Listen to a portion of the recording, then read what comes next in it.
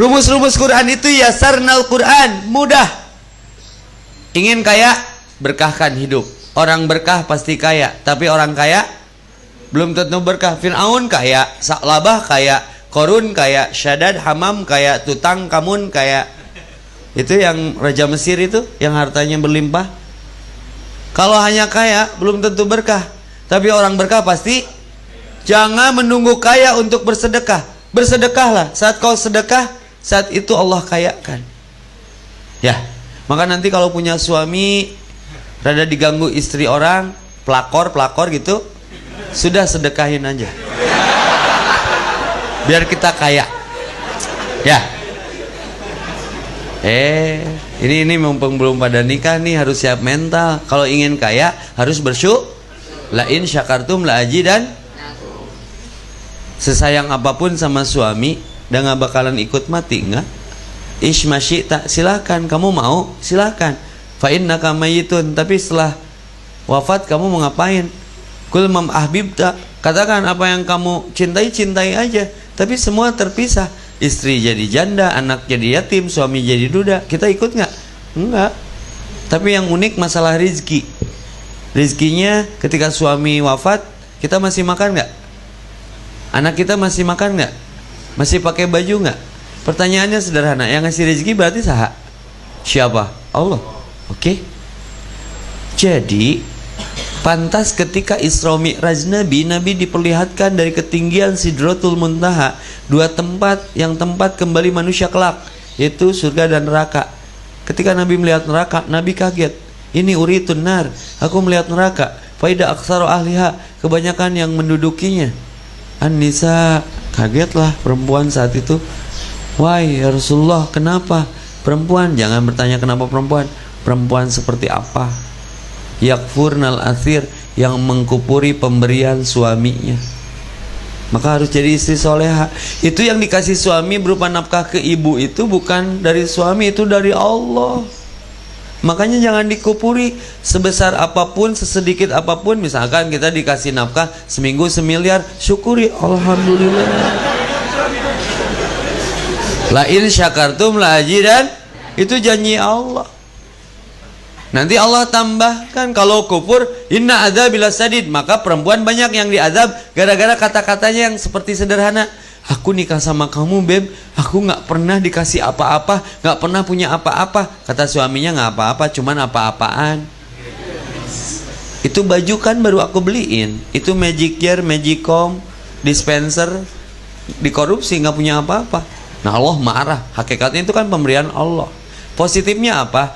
Setelah paham ini, kalau teteh nanti punya suami telat ngasih nafkah, jangan menunggu dikasih, ambil saja langsung dari dompetnya. Nanti kalau suami marah, aku beb mau mengambil titipan Allah. Setuju? Oke. Tapi ibu, teteh, akhwat jangan egois. Kalau suami mati ikut nggak?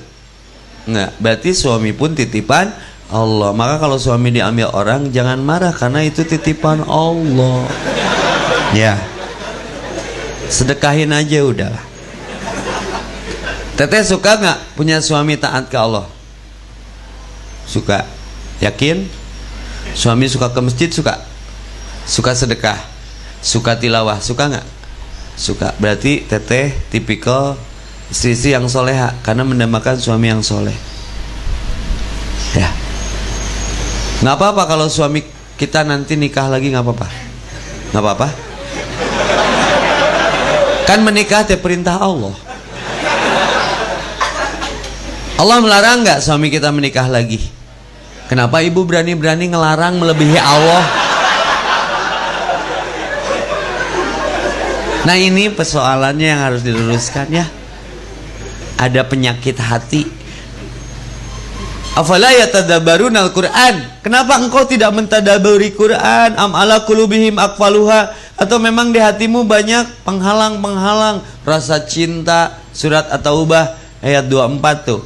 Kul ingkana aba'ukum Katakan, apabila bapak-bapakmu, istri-istrimu, anak-anakmu, rumah-rumahmu, kendaraanmu, bisnismu, bla bla bla bla, sampai ada 8 poin tuh yang menghalangi kita tauhid kepada Allah, lebih engkau cintai daripada Allah dan Rasulnya dan berjihad di jalan Allah, tidak akan tenang hidup. Maka kata mama saya, Epi pengen tenang, money is not everything. Uang bukan segalanya. But no money everything is nothing. Tapi nggak punya uang pusing juga sih. Tenang mah ingat ke Allah, Pi. Maka saya barusan disuruh nanda tangan kalender. Allah ada, masalah tiada. Lebih baik kehilangan sesuatu karena Allah daripada kehilangan Allah karena sesuatu. Allah dulu, Allah terus, Allah lagi Allah. Allah is forever. Aku tambah Allah tenang, aku tambah Allah cukup, aku tambah Allah amazing, aku tambah Allah miracle, aku tambah Allah unlimited, aku tambah Allah luar biasa. Innallaha ma'ana, aku tambah Allah tak terbatas.